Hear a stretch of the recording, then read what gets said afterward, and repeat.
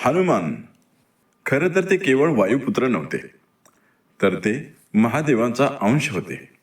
आणि वायुदेवानी त्यांच्या जन्माच्या वेळी जे काही केलं होतं ते फारच थोड्या लोकांना माहीत आहे.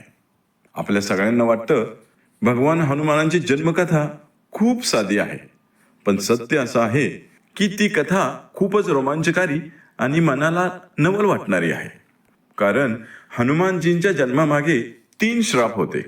पहिला श्राप माता अंजनीला मिळालेला. अंजनी माता पूर्वजन्मी पुंजिकास्थला नावाची अप्सरा होती.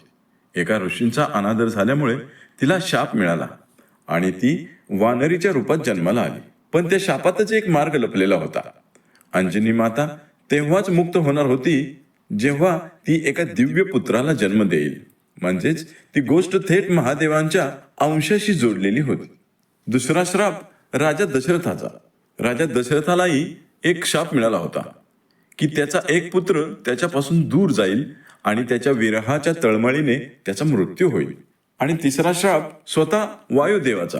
हो, वायुदेव देखील एका शापाच्या बंधनात होते. हे तिन्ही श्राप एकाच क्षणी एकाच दिशेने एकत्र आले आणि तिथूनच हनुमानजींचा जन्म झाला. आता एका खरी कथा. माता अंजनी आणि पिता केसरी दररोज कठोर तपस्या करत होते. त्यांच्या तपश्चर्येने प्रसन्न होऊन महादेवानी वर दिला, मी स्वतः तुझ्या पोटी पुत्र रूपाने जन्म घेईन. त्याच काळात राजा दशरथ अयोध्येमध्ये पुत्र कामेष्टी यज्ञ करत होते. यज्ञातून मिळालेली दिव्य खीर राजा दशरथांनी आपल्या 3 राणींमध्ये वाटली. पण त्या खिरीचा एक लहानसा अंश वाऱ्यासोबत आकाशात उडून गेला आणि तोच क्षण होता जिथे वायुदेवानी आपली भूमिका बजावली. वायुदेवानी तो दिव्य अंश माता अंजनीपर्यंत पोहोचवला. म्हणजेच भगवान हनुमानांच्या अंगी होते महादेवाचा अंश, वायुदेवांची शक्ती आणि राजा दशरथांच्या यज्ञाचे पुण्य. ही आहे भगवान हनुमानांची खरी जन्मकथा. भगवान हनुमान जन्माला येताच त्यांची शक्ती जगाला दिसू लागली. त्यांनी सूर्याकडे पाहिलं आणि त्या सूर्याला फळ समजून क्षणात आकाशात झेप घेतली. नवजात बालक थेट सूर्याच्या दिशेने रवाना. इंद्रदेव घाबरले. त्यांनी वज्र प्रहार केला. भगवान हनुमान खाली पडले. त्यांचे हनु म्हणजेच हनुवटी जखमी झाले. म्हणूनच त्यांना हनुमान हे नाव मिळालं. हे पाहून वायुदेव संतप्त झाले. ते म्हणाले, माझ्या पुत्राला इजा झाली आहे.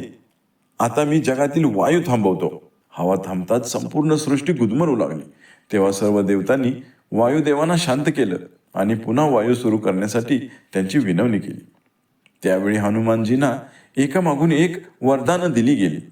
जो बालक शापांमुळे नाकारला गेला असता त्यालाच संपूर्ण देवतांनी अपरिमित शक्ती दिली. श्रोतेहो, आता ही कथा आपल्या आयुष्याशी कशी जोडायची? पहिला धडा, शाप वाटणारी गोष्ट कधी कधी वरदान ठरते. अंजनी मातेला शाप मिळाला, पण त्याच शापामुळे ती भगवान हनुमानांची आई झाली. आज तुमच्या आयुष्यात काय चालू आहे? नोकरी गेली आहे, नातं तुटलं आहे, अपयश मिळत आहे, सगळं शापासारखं वाटतंय ना? पण कदाचित आयुष्य तुम्हाला नव्या मार्गाकडे वळवत आहे. दुसरा धडा, संयम आणि सातत्य. माता अंजनीने वर्षानुवर्षे तप केला, ती कधीही थांबली नाही. पण आपण काय करतो? 3 महिने निकाल नाही, हार मानतो. 6 महिने यश नाही, सगळं सोडून देतो. भगवान हनुमानांचा जन्म सांगतो, थांबा, योग्य वेळ नक्की येते. तिसरा धडा, दैवी वेळ. महादेवांची कृपा, दशरथांचा यज्ञ आणि वायुदेवांची भूमिका सगळं एकाच क्षणी जुळून आलं. तुम्हाला वाटतं काहीच घडत नाहीये, पण पडद्यामागं संपूर्ण विश्व तुमच्यासाठी काम करत असतं. ज्या दिवशी तुम्ही वाऱ्यासारखे मोकळे व्हाल, अडथळ्यांना न घाबरणारे व्हाल, त्या दिवशी तुमच्यातलाही हनुमान जागा होईल. अडचणी येतील, इंद्राचा वज्रही येईल, पण ते फक्त तात्पुरते अडथळे असतील. तेव्हा निराश न होता प्रयत्न करत राहणं हेच आपल्याला या कथेमधून समजतं. मंडळी, ही कथा आवडली असेल तर इतरांना नक्की शेअर करा. चॅनलला सबस्क्राईब करायला विसरू नका आणि कमेंटमध्ये जय बजरंगबली नक्की टाईप करा. पुन्हा भेटूया अशाच एका पौराणिक कथेसह आपल्या सर्वांच्या लाडक्या पौराणिक गोष्टी या चॅनलवर. जय बजरंगबली.